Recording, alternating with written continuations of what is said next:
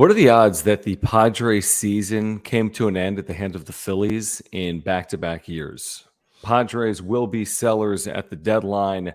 I think I said on Friday, maybe. I stick by it. I don't know if I said in the wrap-up show or on the radio, but Jim reminded me. I said if they lose 3 or 4 of the Padres, I'll turn the page to 2024, which is exactly what I'll do because I think the concentration right now is about what are you selling off at the trade deadline, which is just 2 weeks away, 13 or 14 games away. Padres lose a series in Philadelphia, really in embarrassing fashion. They led each of the 3 games they lost over the last 2 days. Today, losing 7-6 in 12 innings as they fall to 0-9 in extra innings this year. So we want to hear from you. We appreciate all the super chats. We appreciate you guys hanging out with us. Please subscribe if you are here. Please smash the like button for us as well. Follow us on Twitter and Threads at John Schaefer, at Jim Russell SD. We appreciate forget Threads. Don't follow us there. Just follow us on Twitter. Who cares? Listen, the supers are a great way to support this channel. If you have trade questions, if you want to make sure we see your comment, if you want to support the work we do day in and day out, click the $ below the chat box. We'll get to all of the supers. And thank you for the memberships, the gifted memberships here recently from Brouhaha, those that have become members here in 2023. If you want the custom emojis and badges, click the join button down below as well. But, promise Friday night you were at whatever concert you were at. Things look good for a night. And then it completely unraveled Saturday and Sunday. And the Padres now head to Toronto. And you got to be thinking at this point, Jim, there's no path here other than selling off on August 1st or before. It was the Morgan Wallen concert. That's who I blame. They won that night. Oh, right. Okay, I blame you. So so John, yeah, thanks a lot, Ben. Trade Snell, trade Hater, trade Jim. Perfect. No, it is my fault. It is my fault. I cursed the season by ruining Xander Bogaerts' press conference. That's right. It's all my fault there. And it just carried into the regular season. And this season's been shit because of me. It's all my fault. Blame the media. Soft media. Sorry. We are the ones to take all the blame here for this team's ineptitude and just poor play. It's our fault. It's my fault. Some guy literally wanted to kill me. Some guy was like, I hate you. Like, it's your fault. It's your fault that Bob Melvin went to the bullpen here and didn't stick with Snell. I'm like, yeah, you're an idiot and you don't know baseball. I like this from Shaka Kyle. Jim, blame the me. Yeah. Dia. That's a good one. I like that one a lot. Yeah, I mean, look, you had a little bit of a hope there. And Manny hits that go-ahead home run in the 8th inning on Saturday morning. And you're like, okay, are they going to actually fucking do this? Because then you get to a point where you feel like you're on a roll. The All-Star break kind of probably feels weird to them, right? Like they've won 5 of 6 at home, but then they had a 4-day layoff or a 5-day layoff, and then you're probably thinking like it just doesn't feel the same. But you get that win on Saturday morning with Manny hitting that go-ahead home run in the 8th inning. I feel like that propels you to probably a series win here, probably taking 3 or 4. And everything since that home run was a fucking disaster. There were some good moments. Today's game, there were some good moments with Tatis and then getting the early lead, right? And then yesterday's game, doubleheader, the second game, Weathers pitched fine, but again, you can't keep Weathers out there to see a lineup for a third time. You just can't. But everything after that 8th inning on Saturday morning, man, it was a complete disaster. And like you said, it's hard to disagree with you that if you lose 3 or 4 to the Phillies this weekend, which you said Friday afternoon and we said all last week, you said all last week, then it's over. It just the math doesn't add up.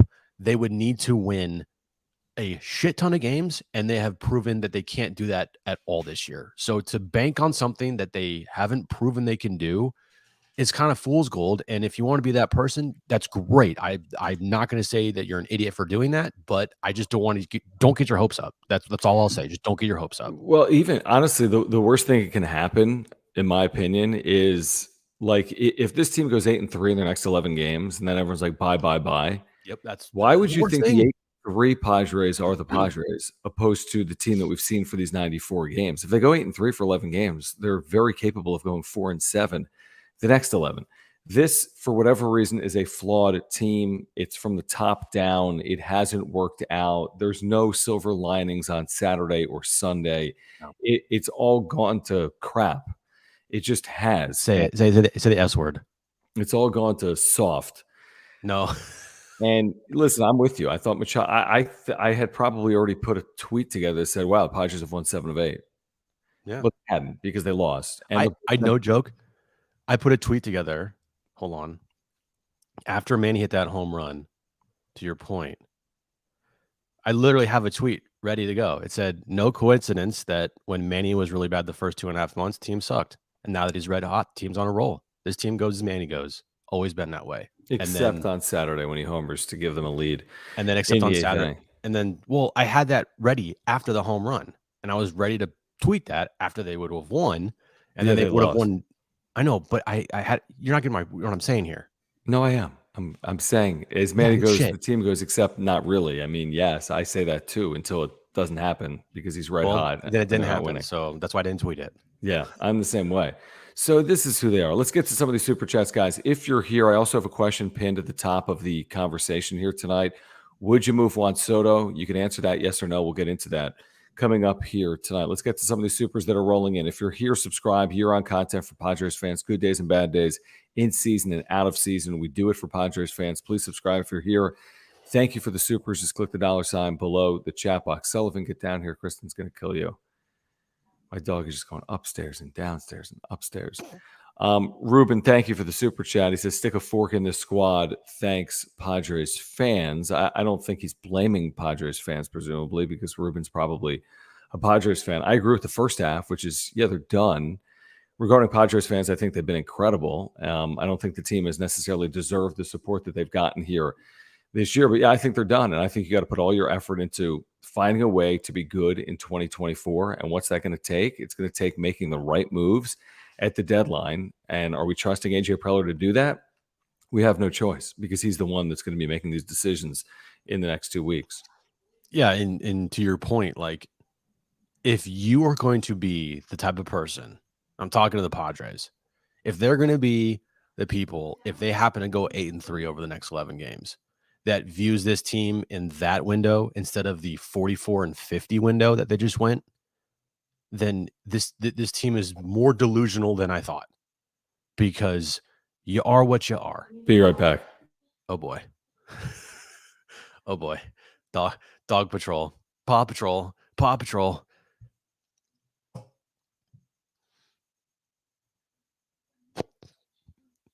We'll see what happens.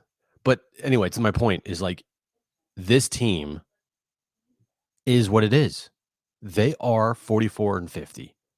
They're not a good baseball team. They're not a team that is going to win close games. They're not a team that's going to win at all in extra innings. They rarely come up clutch. And that's who they are. Like the famous Bill Parcells quote, "You are what your record says you are." And right now, they're a 4th place team in the National League West, and they're 8 games out of a playoff spot. Are you kidding me? So if they happen to have a stretch here going into the trade deadline of 8-3 or better, it would be foolish to think that team, the 8-3 stretch, is the actual Padres, because we just saw a stretch where they won 6-1 in a 7-game period, including All-Star break was in there. So, but then they went right back around and lost 3 in a row. So, yeah, they could go 8-3 in their next 11, but they could easily go 3-8. That's who the Padres are. They're not. It's not it this year. It just isn't. I'm sorry. Anybody that thinks that there's still hope out there, again, I'm not going to call you an idiot, but just don't be upset when you're let down. Like, don't be upset when this team lets you down if you still have like this unwavering faith in them. What are you talking about? Let's get to the next super. I'm back. I have my dog. Thanks. Toasty, good monologue, whatever you're talking about for 3 minutes. I was talking about this team sucks. That's what I was Toasty, saying. thank you. He says, do you guys think HSK is on the trade block? I don't see why he wouldn't be. I would say wouldn't Wouldn't a reason to sell him be because of the year he's had, which is like you're selling high on a player that's got another year of control? Dude, they're not. Again, I don't know if they're going to sell off Hader and Snell and other pieces. Nobody knows. They might have this delusional thought in their head that there's still time and there's still hope. They don't. Okay. They don't. There's no way, Jim. They're 8 games out of a playoff spot. Dude, it's I don't over. put ineptitude past this team because this team in the front office has it. Yeah, but they're not. Listen, you can be critical of some decision making and processing. I mean, they're not idiots. I mean, they're not. I hope It's not idiotic, the decisions that they've made. You may disagree with some of the decisions they've made, but from a baseball, like, listen, I get it. You got to sell 3 million tickets, and they're on pace to do that. And you don't want to be perceived as like selling off all parts. That's why I don't think Juan Soto gets traded. No. I'd be surprised if Hassan Kim got traded. I'm just saying I would consider basically at this point everything. I'm not trading Juan Soto, but I would trade Blake Snell and Josh Hader, and I think you can get away with that. And I still think they can sell seats in 2023, and I still think it makes them better in 2024. Here's what happens at the trade deadline. If they trade off Snell and Hader, that effectively is the white flag from the Padres front office. And that will signal fans to throw the white flag too.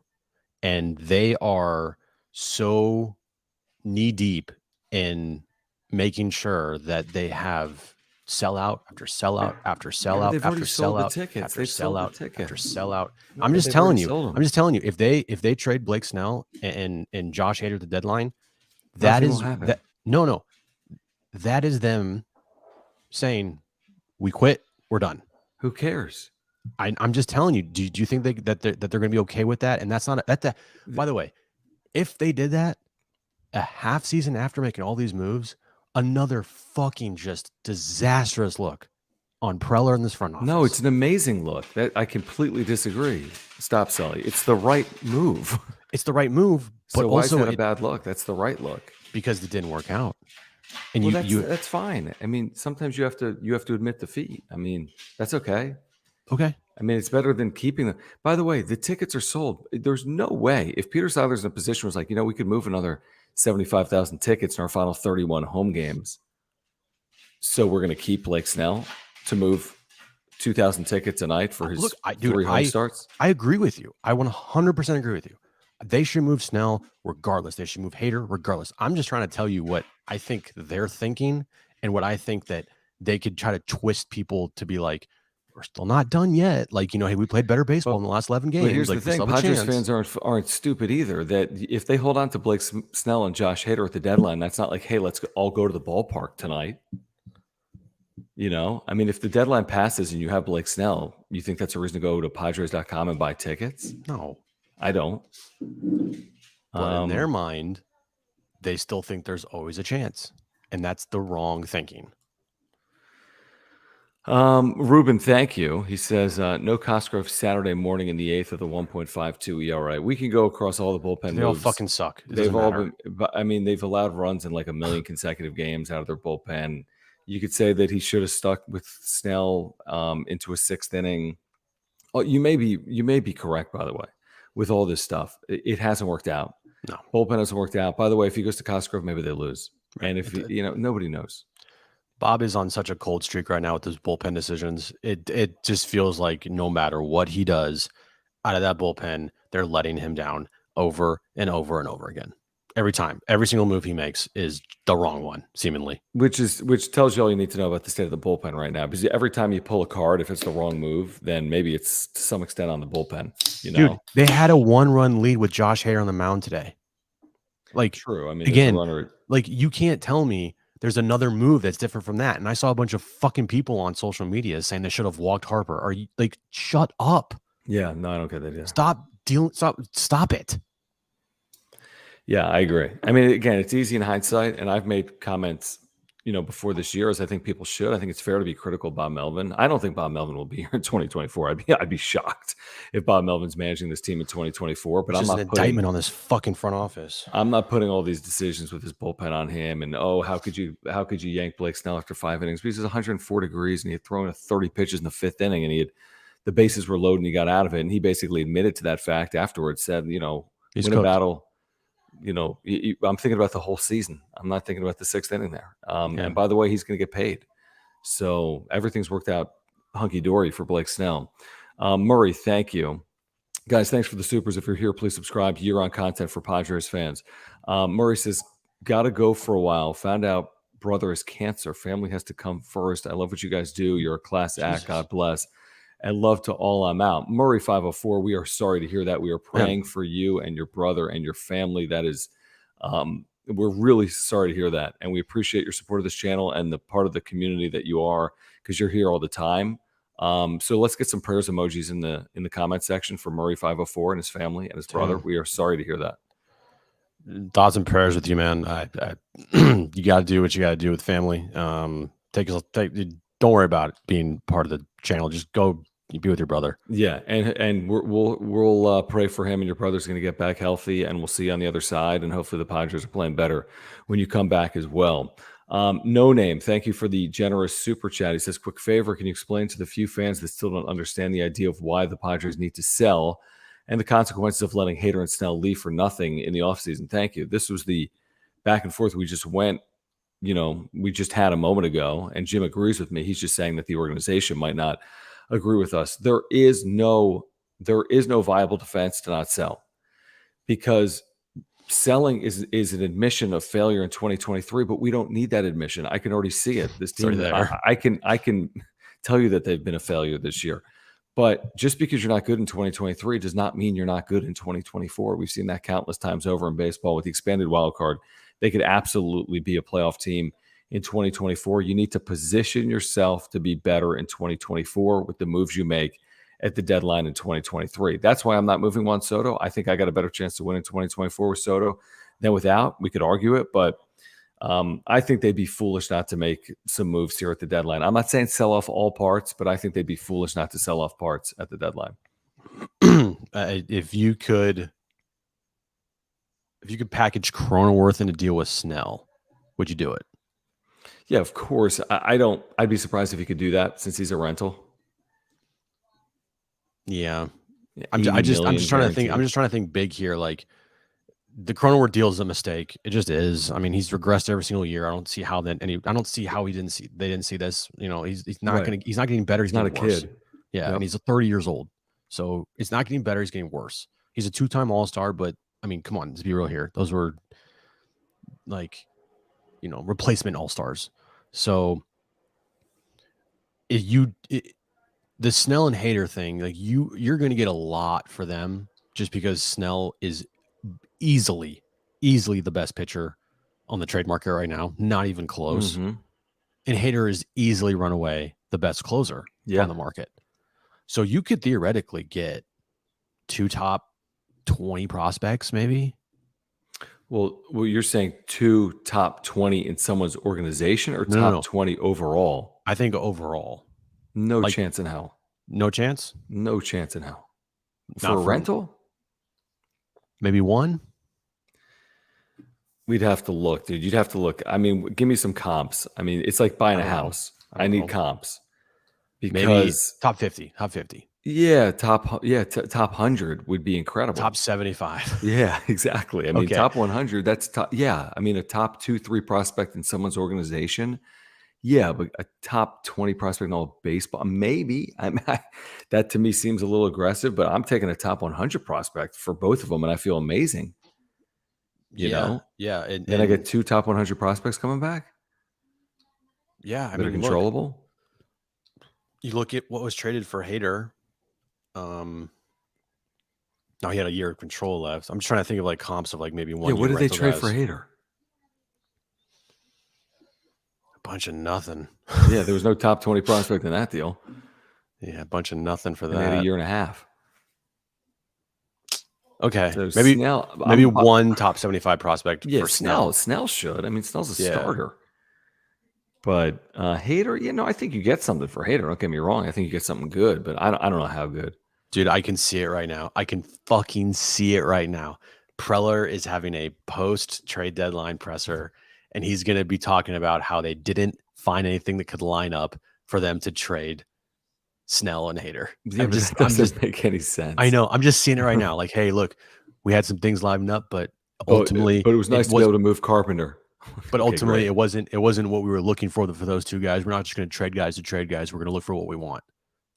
No, that's great. Well, then they can go lose him in the offseason and get nothing. I'm just telling you. Don't fucking get mad at me. I'm just telling you. Just be ready for that. I think they both move. They can publicly position themselves any way they want. They can go on MLB Network Radio and say they're going to win the World Series. Peter Seiler can say that AJ Preller is the best general manager in baseball history. Excellence. When shit hits the fan and it's July 30th and you're looking at each other like, what are we going to do over the next 48 hours? You're moving pieces because you have no other option. When you get backed into a corner, you know what you do? You react to being in a corner. That's the corner they're going to be in. But their thinking is, hey, look, we're not going to just move a guy to move a guy.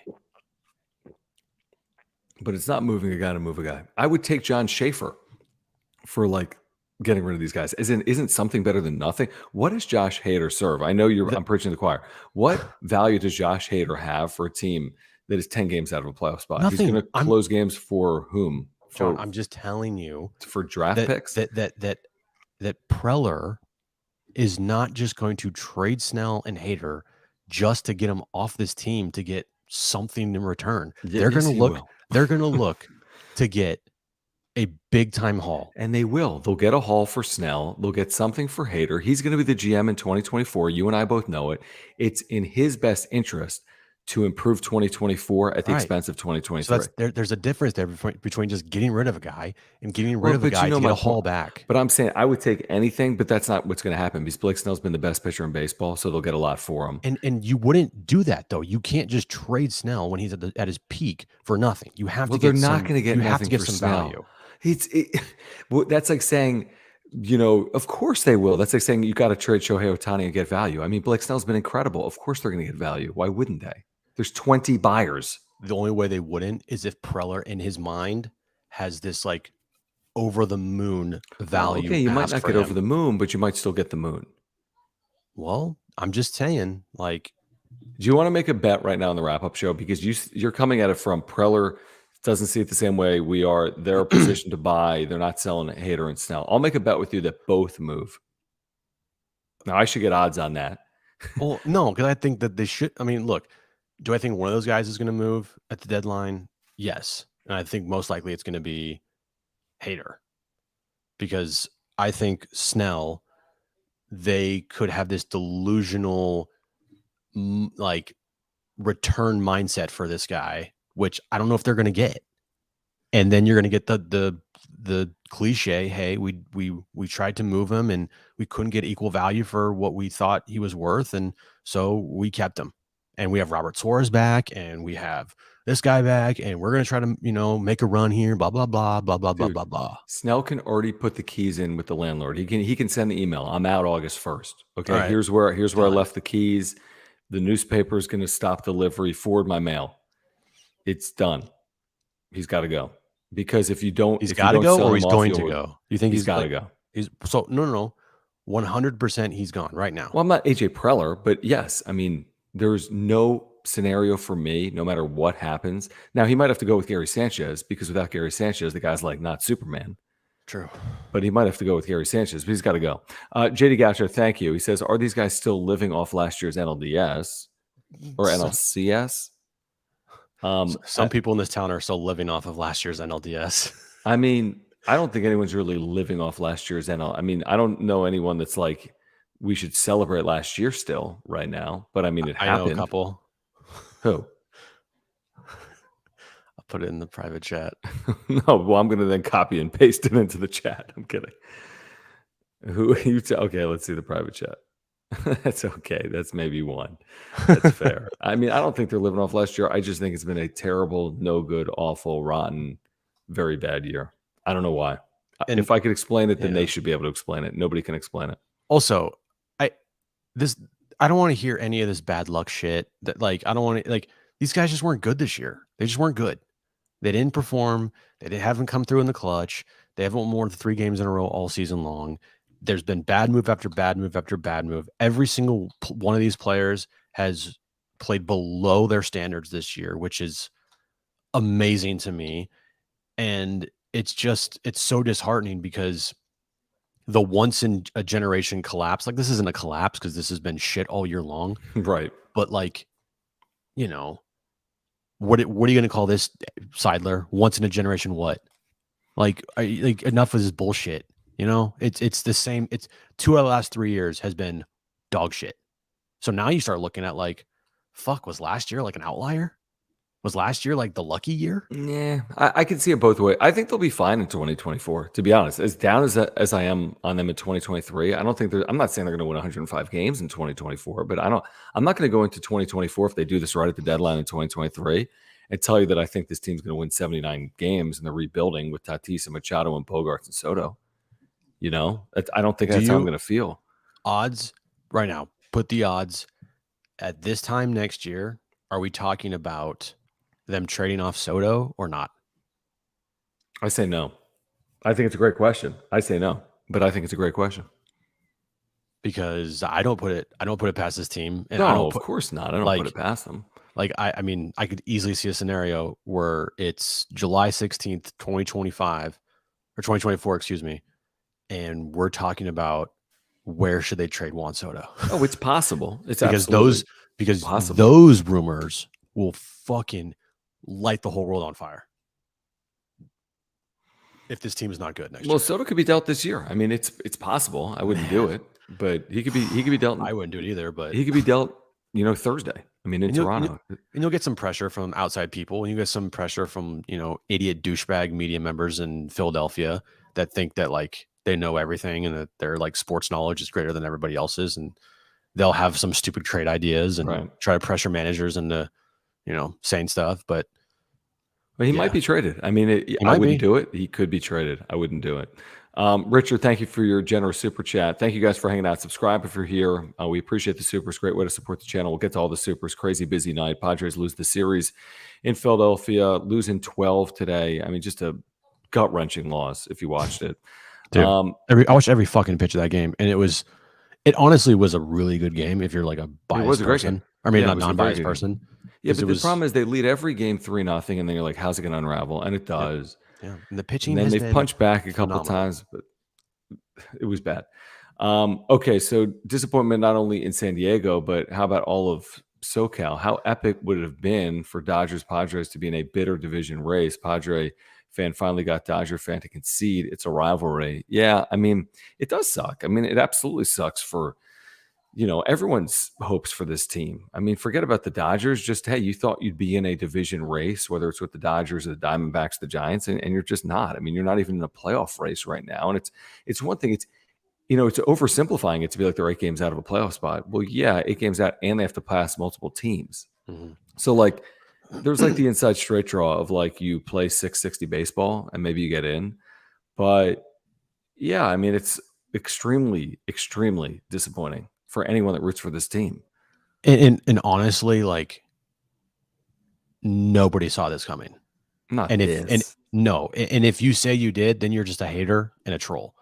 Nobody honestly thought that this team would be in this position on July 16th. Nobody. I don't care who you are. Nobody in the baseball world, nobody in this town, no Padres fan.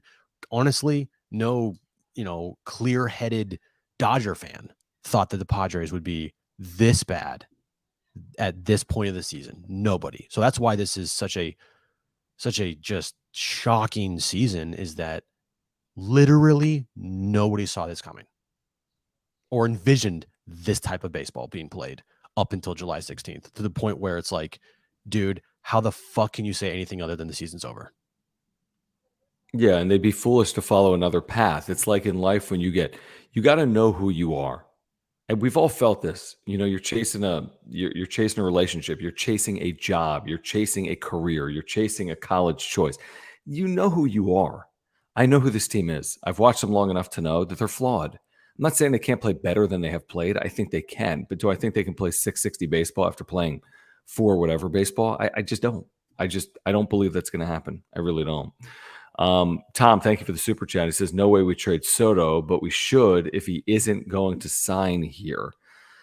So the question of the night, which is in the chat, is would you move Juan Soto at the trade deadline? The reason, listen, I'm not telling you that I think Juan Soto is going to be here for the next decade, because I don't honestly believe that. But I believe the Padres are built to win next year. I think they were built to win this year as well. I believe they're built to win next year. And I think by selling off Soto, you immediately signal that this is actually going to take beyond just another year.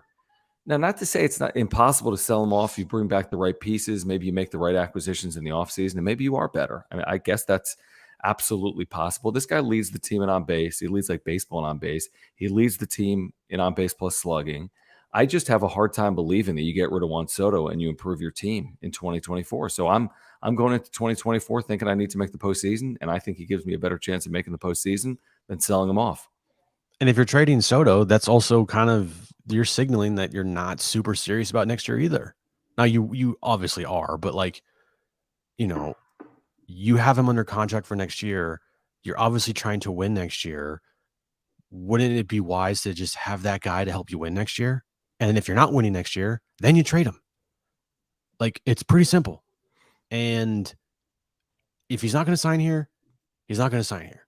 But the quote was, we got him for 3 playoff runs. Right. You're probably not going to get him for 1. I mean, for 2, for 3, and you're only probably going to get him maybe for 2. So like, you keep him while you can. And I like the core of this team. I do. I think that it's not the most cohesive group of people, right, with personalities and everything, but like, they have good pieces to come back next year. It's just something that Preller failed miserably on this year. It just failed completely, is the rounding out of the edges, and the depth of this team has been a fucking disaster this year. Like, and it's his just a team joke. and the team has let him down. And I'll be critical of in a massive Preller, way. but Kevin Acee on Friday was like, 6th inning or on, Bogarts, Machado, the big 4. They all sucked. 6th inning on, in a representing a tying run or go ahead run, they're hitting 169 as a team head against the Phillies series. They just are so anti-clutch. And they've been the best hitting team with men in scoring position since June 22nd. They've been popping that graphic up. We've all seen it. Great. But again, in these big spots with a game on the line in extra innings, the same old they're 0-9. I mean, that's impossible. They're the only team in baseball without an extra innings They win. didn't have a hit in extra innings today. Crazy. Okay, here's what I want to do. I want to remind our viewers about our partnership with our title sponsor, Mark Nimitz. We can't do this each and every night without your support and without the support of our partners like our title sponsor, Mark Nimitz. If you have insurance needs, please consider getting in contact with Mark by clicking the link in the description down below. Here's his website. He can save you $750 or more on your insurance. He's a great insurance agent. I know it because I've worked with him for 2 years on life insurance and homeowners insurance and earthquake insurance. And we had a claim in here last year. And he made everything seamless and easy and simple. And if you've ever had to file a claim on insurance, you know it's not an easy process. If you have Mark Nimitz, he's going to make it a simple process for you. And he's going to save you money. He's a lifelong San Diegan. He's a lifelong Padres fan. I've been texting with him back and forth once again today. He's as disappointed as we all are. But again, if you have insurance needs, whatever it is, auto, home, business life, renters, earthquake, you can get a free quote from Mark by getting to the website, click the link in the description down below, or just give him a call. He'll talk to you about the Padres.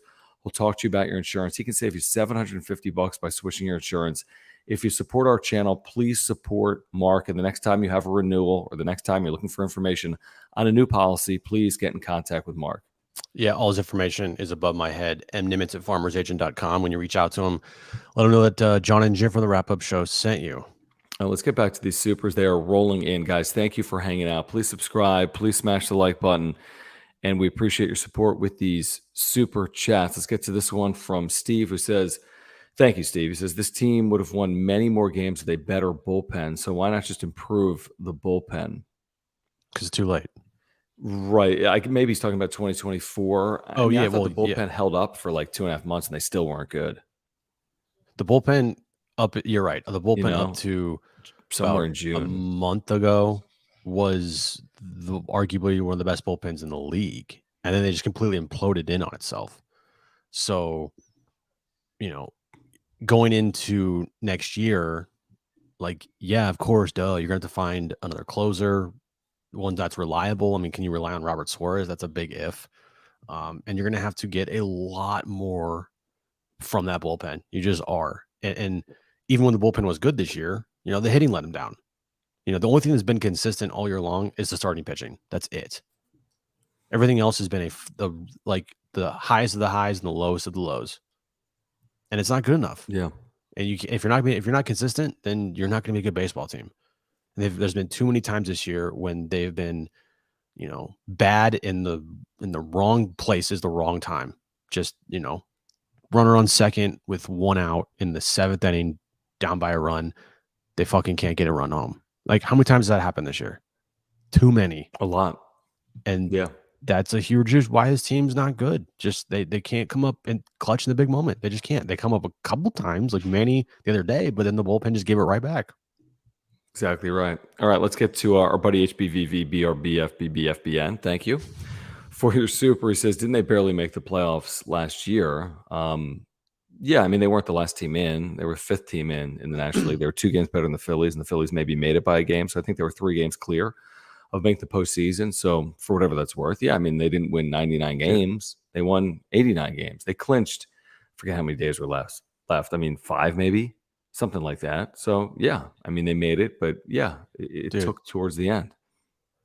If you take away this team's, I want to say April of last year, if you take away April and May of last year, this team for the last 9 years hasn't had, it felt like a sustained stretch at all.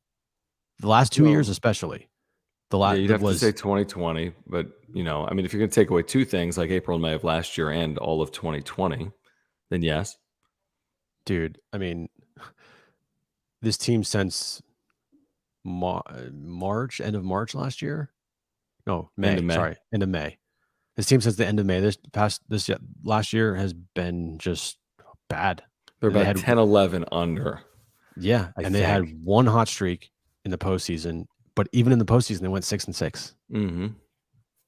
So, yeah, I mean, yeah, the more time goes on, the more that the NLCS run last year looks like a just lucky run. Yeah, and that does happen in baseball, by the way. It can happen. And they were the beneficiary of it. They outplayed the Dodgers for a week, and that was good. But, I mean, that doesn't make up for what's happening here in 2023. It's good sometimes. Jared, thank you. Says, my favorite thing about the season are all the middle-aged women who try to blame this season on Soto and Hader. I don't know if that's the case or not. Padre Facebook groups are nutty. So is just social media in general. I understand the frustration, to be honest. I get it. Yeah, probably not the best idea to go on Padres Facebook. Yeah, and I do think sometimes or Twitter. I think it's sometimes misguided in terms of like who's responsible for some of these issues. I mean, is it Melvin? Is some of that misguided? I would say yes, but some of it's fair. I mean, Soto, some of it's misguided for me. Maybe some of it's fair. Hader, I think a lot of it's misguided. He didn't pitch 3 straight days. I mean, he's got a 1 ERA. So yeah, I mean, everyone's looking for an explanation and a reason why this has gone haywire. So that's how social media works. Yeah, I'm gonna be very curious to see like what this team says and who they blame this on or what they blame it on or how they spin it. Like, it's just going to be fascinating to see their response to this season, because right now the response has been pretty tame and kind of like everything's fine. You're right. I've seen play out here in the last hour. I've seen a couple people be like, well, Juan Soto's got a 900 OPS because he walks a lot and gets on base a ton. And I see Michael G just put that in the chat. Well, yeah, I mean, that's the point. I mean, he's on base a lot. It's hard to be critical of someone, the manner in which he's slugging 500 or near 500. There's not even a close second right now to Juan Soto's ability to get on base for this team and his overall OPS. So, I mean, again, you look at what he was in DC. Yeah, he had better numbers at National Park, but it was a better hitter's park too. I mean, I think if Juan Soto had an OPS of 1,000 this year, this team would have like an additional win, maybe 2. So it's not like Juan Soto's inability to have a 1,000 OPS, which would be higher than his career average, is the reason why this team is where they are. I don't know what people are asking of Juan Soto. He's some savior. I mean, Shohei Ohtani's no savior of the Angels, who are 2 games under 500. The last 3 nights for the Angels, it's been hilarious. Crazy. Shohei Ohtani, 35th home run of the year. They now trail 12-10. Yeah, exactly. It's so great. They won that game last night, by the way. I know and they then did. lost today. But they hit a home run. He hit a home run today. I know, it's so crazy. JD Gotcha, thank you again. He says Dodgers dealt for Manny, Darvish, Scherzer as rentals. So yeah, I mean that's why I think there's going to be a big market for rentals. There will be.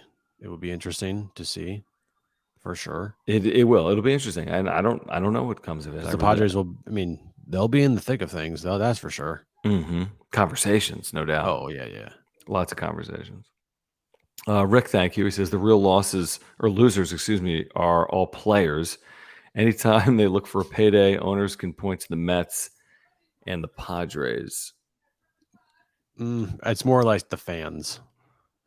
Losers are the fans, actually, because it replaced players with fans. Because now, maybe not the Mets per se, but like teams that don't historically spend a lot of money are going to say, look at the Padres. Hell no, we're not. We're not doing that. So again, I get what you're saying, Rick, but replace the players with fans. The players give a shit. Players are going to get money regardless. Yeah, it's like, okay, you're not going to – I get the point. Rick's point's valid, but I don't care. So you were going to get 20 million, but now you're going to get 18 from some. But guess what? If he can get 20 million, the guys can get 20 million elsewhere. They don't have to get it with one team, So the fans are the ones that are real losers here for other teams, because now Peter Seidler and the Padres are maybe proving the Dick Monforts of the world and the other owners around the league that were upset with Peter doing this right. Kind of crazy. Yeah, we ripped all those owners for it, and now it's like, fuck. Maybe billionaires. I mean, not that Dick Monfort has the things perfectly handled, or figured out, but But he's going to have the same number of playoff appearances this year by spending about 1/4 of what the Padres are going to spend. True that. RH, thank you for your super chat. He says he saw it coming after June 1st, 2022. They've been a sub 500 team. Take away playoffs last year, the results are the same. Oh, yeah, they're well under 500 since June of last year. Well under. I mean, they're how many games under right now? 6 this year? And they were under 500, I think, from June 1st on last. I mean, they're 6, 7, 8 games under 500 since June 1st of last year. I mean, that's who they've been. I can't explain why, but they just are. So you got to start questioning, who's making these. Who's responsible for this? Is it Peter Seidler? I would say no. Is it AJ Preller? I would say yes. Is it Bob Melvin? I would say to some extent. Is it the players? Of course it is. I don't know, but they've been slow to react to the way they've played this year, in my opinion. What real moves has AJ Preller made since the season has started? Gary Sanchez. Nice move. Kind of okay move. I mean, it's better than Nola. I don't give a shit if he's hitting 200 still. He still has immensely more power than Nola, and he's been really good beyond the plate. Defensively today, he was fantastic. So, yeah. Yep. Thank you, RH. And thank you, Niles, who says Soto might be the worst outfielder in baseball. He 100% cost them the first game on Saturday, that plane left. He's not the worst outfielder in baseball. He's not good. We said that all offseason. He's not a good fielder. But he's a Gold Glove finalist. But by the way, they're not losing games because of their defense. They're literally tops in baseball in defensive runs saved. Right. So, like, if you want to say that, hey, Soto's losing them games, well, then Kim is winning them games. Tatis is winning them games. If you guys want to blame Juan Soto for this team's failures this year, you can do that. But I'm telling you right now, you are blaming the wrong person and you're looking in the wrong direction. This is not a singular player's fault. This is an organizational wide failure from top to bottom. Everybody, it is not on one player. Okay. It's not all on Manny. It's not all on Soto. It's not all on Tatis. It's not all on Bogarts. It's not all on Hader. It's not all on Melvin, right? It's not all on, a lot of it's on Preller, but like everybody deserves blame for this.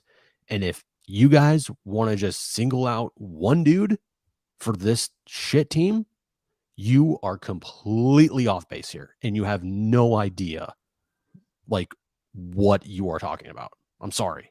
It is a team failure. End of discussion. Look at it this way. If you trade Soto in 2 weeks and you get a quote unquote haul, At best, it's a wash, because you got rid of 5 premier prospects theoretically. Mackenzie Gore is going to start for a long time in the big leagues, right? CJ Abrams is going to start for a long time. You would think in the big leagues. James Wood, consensus top 10 prospect in baseball, and others. It's like you're not going to get that haul because that was with 2.5 years of control. So now it's 1 year and 2 months of control. So you'll get a maybe comparable haul, but less. So you're going to get rid of Soto after a year. Yeah, you had a playoff run, which is nice. And your return is going to be less than what you gave for him a year ago.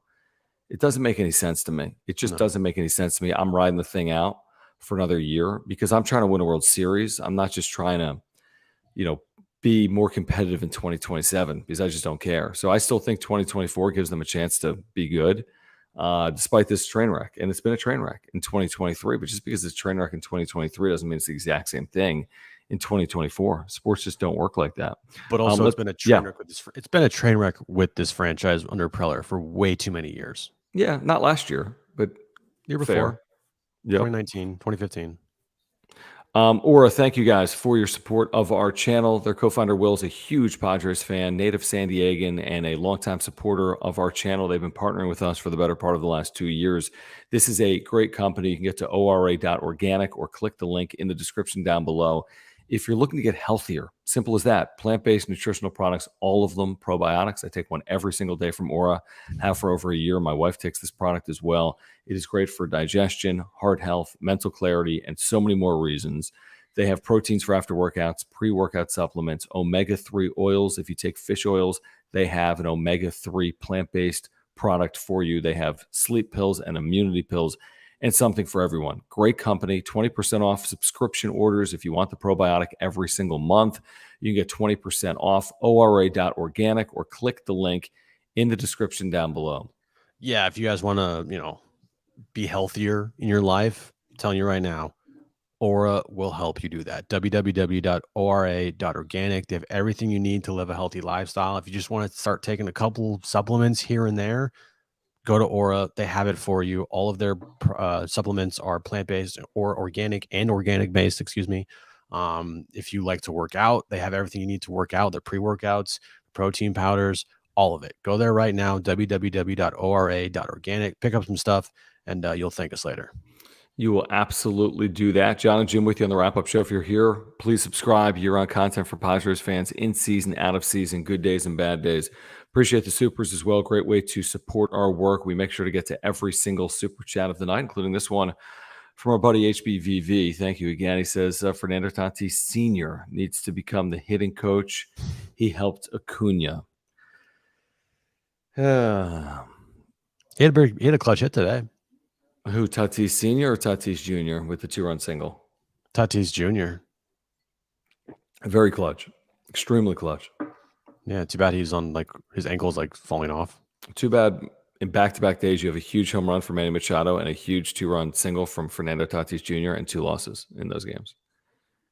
It's like exactly. They can only do so much. And truth is, Machado, and you can look at the box score today, I want to say he did nothing. Nothing. But, Machado's been as good of a hitter as there's been in baseball in July. And this team's, hasn't been great. They've lost 3 consecutive games. Look at this box score today. Soto 0 for, Machado 2 walks 0 for, Cronenworth 0 for, Sanchez 0 for 5, Carpenter, blah. Right? Dixon 0 for 4. It's blah is what it is. The one thing you couldn't do is lose 3 or 4 to the Phillies this weekend. That's what we said. We literally said it for a week. What the fuck, dude? That's the one thing you can't do. The one thing you can't do. Just don't lose 3 or 4. And you win game 1, it's impossible to lose 3 out of 4. You're fine. Yeah. And if they win today, I still don't feel great. No, it doesn't change anything, but it changes something. It makes you feel a little better, right? Because hey, look, split the series. Yeah, split. Okay, we go to Toronto. Hopefully, we take 2 or 3 there, and then we can take 2 or 3 from Detroit, and we feel good. 6-4 road trip, no doubt. And now it's it takes 2 and 3, 2 and 3 to go 5 and 5. What the fuck? Yeah, and we said we said anything other than 5 and 5 on this trip is a fucking disaster. I agree. You can't go 4 and 6. You can't still go 3 and 7. If they go 3 and 7, John, you just. Well, at this point, I'm basically punting. I'm not saying 0%, but I mean, I'm not an idiot. We're all realists here. I think this road trip is the last stand. I feel like. I mean, you can say, "Hey, what about the homestand with Pittsburgh and Texas?" Okay, if you want to say that's the last stand, then say it's the last stand. But like, at some point, there has to be. I don't know, man. I don't fucking know. I mean, of course, you never know. I mean, we've seen dumb things. Yeah, but usually there aren't teams between teams trying to make the postseason, and there's still a lot of games. Let's be fair, not as many as a month ago, obviously, but there's dumb things have happened. I mean, teams have overcome 7.5 games in 17 games, so it's been done. But you can't overcome 3 teams when you're 7 or 8 games out in that short a period of time. It's going to take real time, like 2 months. And they have 2 months, but they got to be near perfect for 2 months. They're just not capable for whatever reason. Cincinnati, Philly, Arizona, shit, you're tied with. I mean, the Cubs are tied with you right now as far as games back to get a postseason spot. I mean, the Mets, right? The Mets are half game behind you. Yeah. I mean, you're closer to the fucking worst team. I mean, you're right now, right in the middle. Okay, you're 8 games from being the worst team in the National League. And 8 games from being in. And 8 games from being in. Yep, that's where they've been basically most of the year. Just a fucking disaster, dude. And the thing is, like, this goes back to our list. You go 2 out of 3 in Toronto. You say that's a nice series, and then like the Mets sweep someone. I have no clue who they're playing, and you actually are then behind the Mets because they made up a game on you. It's like you're going to need this like perfect draw. You win 65% of the time, and the other teams win like 39% of the time, and then all of a sudden you look up and you're somehow even with 10 to play. I mean, if you that's what it's going to take. You have to go like 45 and 28 or 26 or something. Yeah, even better. Something like because that. There's not that many games left anymore. There's not 44, even that many games. 44 and 26? Not even that many games left anymore. That's 70. There's 68. 44 and 24? 44 and 24. Something like that. You'd feel half decent. That's not a guarantee. That's 88 wins. Well, it might be 88. So they'd be in at that. 44 and 24. They maybe be in. And they might not. I mean, they really might. That's the crazy part about it. Shit, dude. Scott, thank you. Says all Preller did was replace Bell and Myers with Bogarts and Tatis from an NLDS team. Why is he to blame? They just aren't clutch. On-field problem, not front office. What's your reaction to that, Jim? Have you seen the catching position? Now, granted, Gary Sanchez came in here and he's done a lot better. But you had Austin Knoll behind the plate way too long. You gave Matt Carpenter a 2-year deal. Are you fucking kidding me? Okay. You gave Nelson Cruz a 1-year deal. You had to DFA the guy. What else? Oh, you had no depth in your organizations. You had to bring in Rugnid Odor. Okay. You still have Trent Grisham on this team. You are relying on the guys in the bullpen like a Brent Honeywell. The $80 million for Cronenworth is pretty egregious. And Tom Cosgrove and whoever else is in that freaking bullpen, like Tim Hill's in big time situations way too many times this year. And like you just said, oh, by the way, you gave a declining player in his 30s an $80 million contract. And to top it off, you have nobody in your system. That's true. That is ready to play at the big league level and contribute right now. And then the other guy that you drafted with a first-round draft pick has had the worst ERA in the history of the Padres organization from the start of the franchise to now, and that is Ryan Weathers. His career ERA... wait, you're saying in this many innings or more? His career ERA, John, is the worst in Padres history. What is it, like 7? It's a 7-something ERA for his career. So, again, you tell me why it's not Preller's fault. I mean, I tend to be more Team Scott than Team Jim. Like, you're always team whoever else. That's true.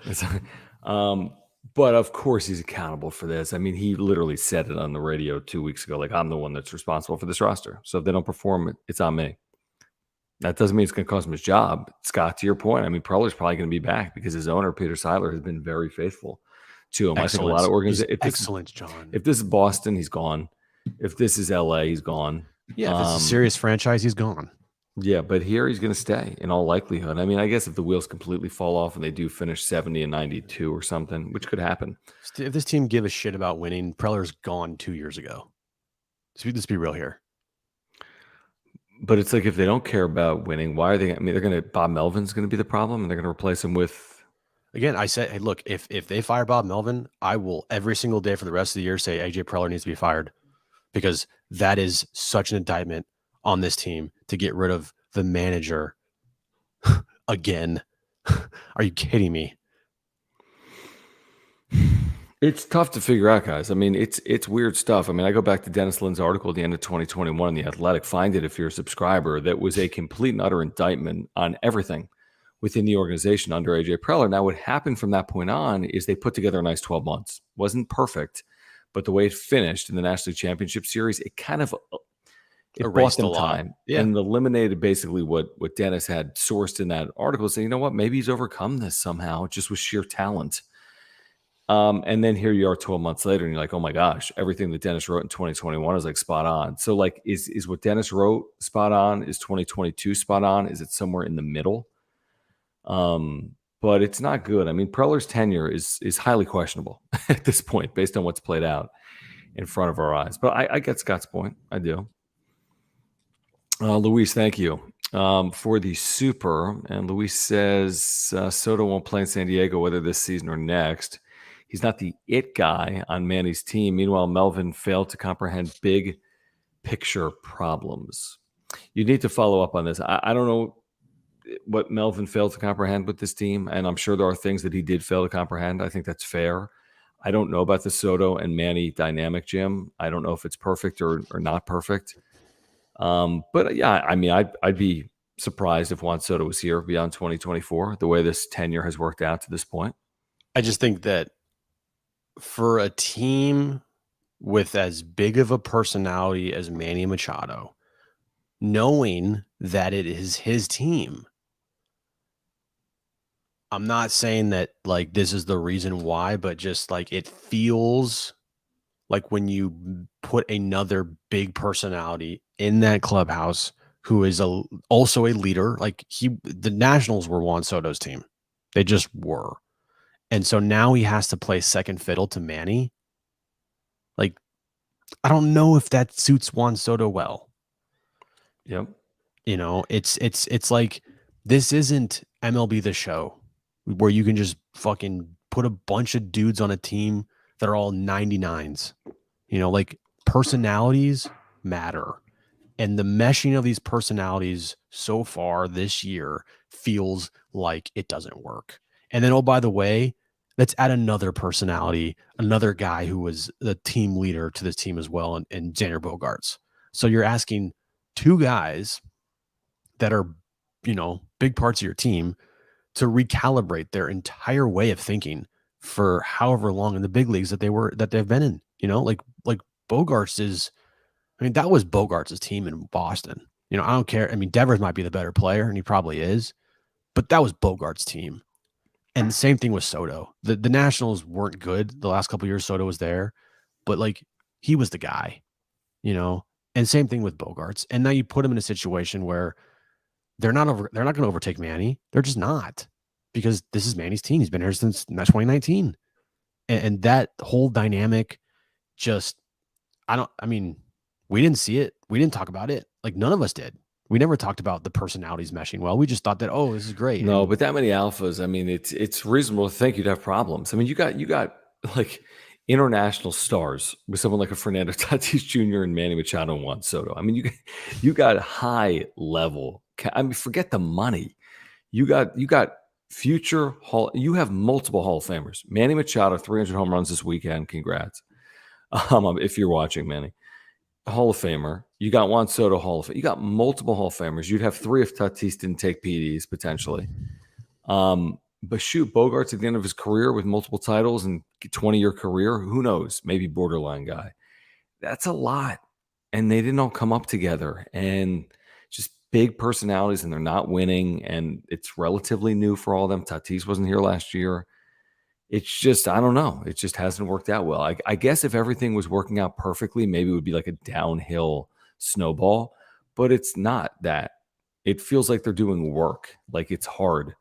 And I do think there's something about the dynamic with this team, and I've said it since literally like the end of April. I'm like, this team's not right, and they just haven't looked right, and that continues to this point where they just have not looked right, and it's a shame. And I don't know who's to blame for that, if it's one individual or multiple individuals, but to pretend as if the dynamic has had no bearing on this team when they spend every ounce of every second together for 7 consecutive months, it's just, those things matter. Relationships matter, and for whatever reason, this has not been the most perfect clubhouse in baseball, and maybe it's because they've been losing since the season has started. Yeah, I mean, think about like, I'm trying to think of an example. I don't know, like in radio, right? You bring in like if Colin Cowherd came in tomorrow, I'm just throwing like an example, right? Put him on like locally, and like put him on like, I don't know, like Darren Show, right? Like that's Darren Show, and then Colin's gonna feel weird about this whole thing, like, oh, I'm coming into the situation and I don't want to be the man because this is this guy's show and I'm used to being the man, and how does this whole thing work? It's just gonna feel weird. It's gonna just be a weird dynamic. It's probably a bad example, but like I'm trying to think of if you're in your workplace and you're the man, right, or the woman, and you bring in somebody who's this, was in your position, but you have to work together now. It's like, wait a second, I'm the guy that make the shots. Like, no, I was the guy that make the shots. 100%. Like, it's just a weird thing. Yeah, it's a perfect analogy. I think that's spot on. It's a perfect analogy. Jared, thank you. He says this fan base knows what the players are thinking. That'd be weird. That would be weird. I don't know if they do or not, Jared. Are we all mind readers now? Maybe they do. Maybe they don't. I don't know. I mean, here's how I'm going to spend the better part of the next 2 weeks. You guys may agree. You may disagree. Jim might agree, might disagree. I think the most interesting subject here is who moves and how does it help them for 2024? Because as nice as it's going to be to beat the Blue Jays on Tuesday night, I don't think it changes the direction that they're heading in, which is they're 8 games out of a playoff spot. They're double digits out in their division. Every day that you flip over the calendar, they're a day closer to the end of the season. I don't think there's really any other option. And they might play well for the next 2 weeks. They might not. But they play well for the next 2 weeks. And what are they? A game under 500? You start looking at this here, like, okay, great. Say they win Tuesday. Well, what if the Diamondbacks win Tuesday? And what if Miami wins Tuesday? You've gained no ground. And you're potentially going to lose ground tomorrow. Let's see who's playing. Okay, so the Marlins are playing tomorrow, and okay, that's it. But my point is, like, you win on Tuesday, cool. But what if Miami wins on Tuesday? What if Arizona wins on Tuesday? You've gained 0 ground. It means nothing. Right. And that's why you'd have to play you're going to need, we've talked about all year, you're going to need that 9-game winning streak. They haven't won 4 consecutive games this year. It's fucking incredible, dude. They haven't won 4 consecutive, and they've had 5 opportunities to win 4 games in a row, and they're 0-5 in those games. They're just, I don't know. They're just stuck in neutral. Feels like every time they've been on the verge of winning 4 in a row, that game, that 4th game turns it feels like it's been a disaster game. I got to go back and look, but it feels like every single one of those games has been like the most crushing loss possible. Yeah, there have been a lot of them. There all have. Okay, while we have a moment here, we do want to remind you, if you are playing daily fantasy, you should be doing it with Underdog. I've just pulled up a graphic that actually is no longer even going on. 7th inning stretch, but you can draft right now at underdogfantasy.com. And if you use promo code PADSWRAP, you're going to get a 100% deposit match up to $100. Again, promo code PADSWRAP, PADSWRAP, get a 100% deposit match up to $100. So in addition to drafts going on right now, you can also play pick'ems, which are going on right now. And I'm going to put them on the screen. Here's the drafts. By the way, you want to do an MLB draft for tomorrow, and you can do it with $5 entries going on right now, $20,000 in prizes. And then in addition to that, you can do the pick'ems, which we've been telling you about. MLB pick'ems for tomorrow. Of course, the Padres aren't playing, but whatever it is, I mean, the NFL season, they've got pick'ems going on already. Whatever it is, golf, WNBA, Major League Baseball, all you got to do is pick a couple of higher or lowers, and if you get two right, you can win. So let's go with lower on bets, and let's go with, let's say, higher than a half single for Jose Ramirez. $20 on that wager. Boom. And that pays 60. Boom. Simple as that. Okay. Lower than 9.5 fantasy points for Mookie Betts tomorrow. Higher than a half single for Jose Ramirez. $20 wager. Pays 60. Sign up right now. UnderdogFantasy.com or the Underdog Fantasy app. And again, don't forget to use promo code PODSWRAP, PADSWRAP. Get a 100% deposit match up to $100. Again, promo code PODSWRAP. 100% deposit match up to $100. HBVV, thanks for the super. I don't want to be critical of any of our viewers here in the chat, so we're not going to pull up that super right now. We do appreciate your support, though, of course, of the channel. Is there anything we have missed here tonight, Jim? Yes, there is one thing we missed. Your computer works. God, thank the Lord, dude. Oh my God. I mean, just knock on, dude. If you missed it, if you're here Friday night, I talked about it. Jim spilled a full glass of water on my computer when he asked me to be the officiant of his wedding on Friday at Fair Play, him and Aaron. And we were both so flustered after that. We're Dude, just completely train wrecked the show. Nothing mattered after that. No, it just completely train wrecked the show. I don't even know, I was a disaster because I'm like, dude, oh my God, I'm praying that I didn't ruin his just brand new computer. Yes, because it would have cost you like $1,500. Oh God, dude, it would have been. And I was like, did it ruin the concert for you? No, because honestly, a little bit. I checked because when I joined the live chat, I wanted to make sure that you were on. Computer worked. And then once I saw it, made everything I was like, okay, cool, it's working, great. And speaking of just horrible situations, so we went on a boat on Saturday afternoon. Oh, nice brag. Yeah, no big deal. Yeah, it was one of our good friends' birthdays. Yeah, and sure. Also my roommate's birthday as well. And during the boat ride, one of the girls that were on the boat, her phone fell into the ocean. No, gone forever. Gone forever, and it had her license and her credit cards, and her debit cards in it. And it was diving in. It was a brand new iPhone 14 Plus that she just bought recently, and it was one of those situations where I think it was left on the top of a cooler. No, and I think someone I think opened up the cooler. It wasn't me because I wasn't by it. Can you imagine if it was you, dude? I know. Trust me. I was thinking about that too. I was like, if that was me, it'd have been you would have jumped off the boat. I would have. But then I think someone opened the cooler and it kind of blended in. So because we have pictures of it on the cooler. And I think someone opened it up, or the boat rocked and it just fucking just slid right in the ocean. Dude, that is a worst. Oh, it was, I felt it was so bad. And even some people on the boat went to try to dive to try to find it because we had location service on her phone. No, it's at the bottom of the ocean. And it's at the bottom of the ocean now. Gone forever, dude. It was. Gotta get some scuba gear. Oh my God. It was, if that were me, dude, if that happened to me, John, it's only a phone. Oh, if you did it, you're saying. If I did it. Oh, you must have the worst, whatever, what's the word I'm looking for? Luck. No, but because you did it to me on Friday. If you would have done it again on Saturday, it would be PTSD situation. Oh my God, I could never be near anything ever again in my life. Right. Well, at least the thing with your computer was you still have your computer, so we can go get fixed. This would a situation if I did it, the phone's gone forever. I'm never gonna get it. It's always risky when you get your phone out, and not that this was that situation, but you know what I mean. People have their phone out, taking, and you do it out of something and you drop it.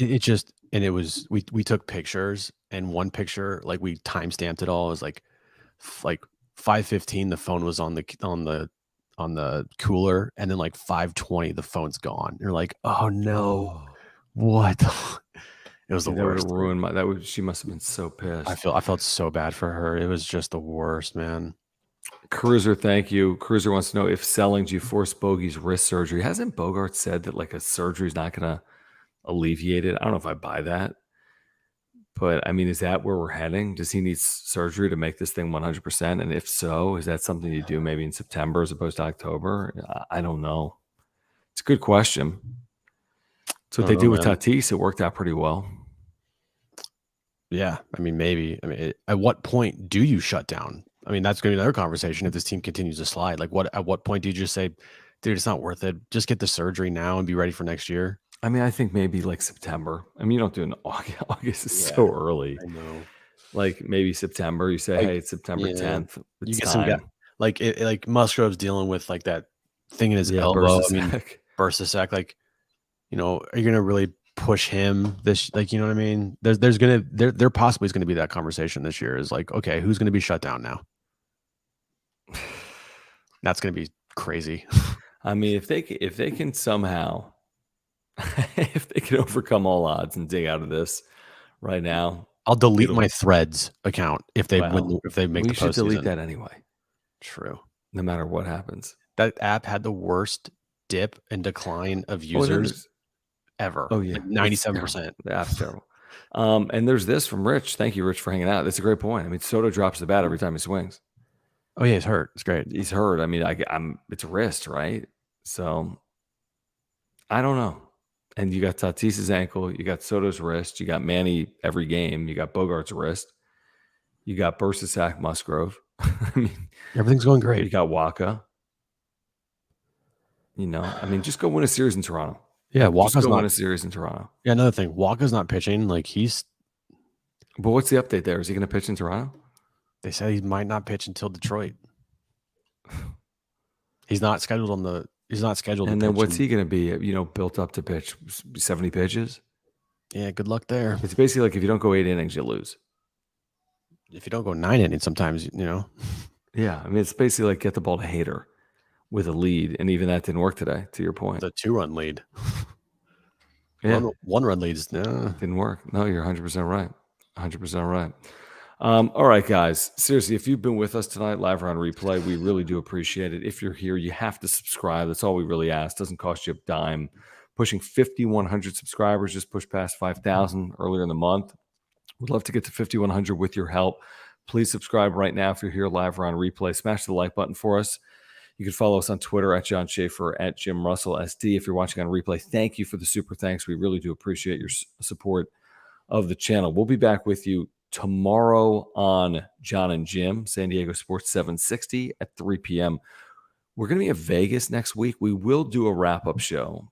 Jim's aware of this, even though I think he's anti, but we will do a wrap-up show Tuesday before Aaron gets in. Yeah, it's the day game. We'll do something. I don't know how long it'll be. We'll do something the 7 o'clock hour on Tuesday, and then we'll see about Wednesday and Thursday because we're going to be traveling. We got shows to do from Vegas for John and Jim on San Diego Sports 760, but we're with you, of course. So please subscribe. We've got the content for you that you need, and we'll lead you up to the trade deadline. Everything you need to know about the trade deadline, we'll have you covered right here on the wrap-up show, and of course on San Diego Sports 760 as well. Thank you to the support of our partners, Mark Nimitz at Farmers Insurance. If you have insurance needs, he's our title sponsor. Click the link in the description down below. He'll save you money. Aura, if you're looking to get healthier, ORA.organic, an amazing company.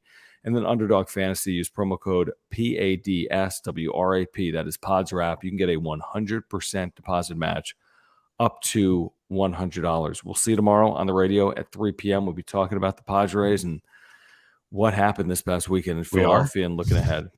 We have to. I mean, what else are we going to be talking about? You officiating my wedding? Oh, that too. We'll talk about that. We'll talk about that too. All right, guys. Until Tuesday on the wrap-up show, until tomorrow on John and Jim, you've been watching the wrap-up show. Thank you.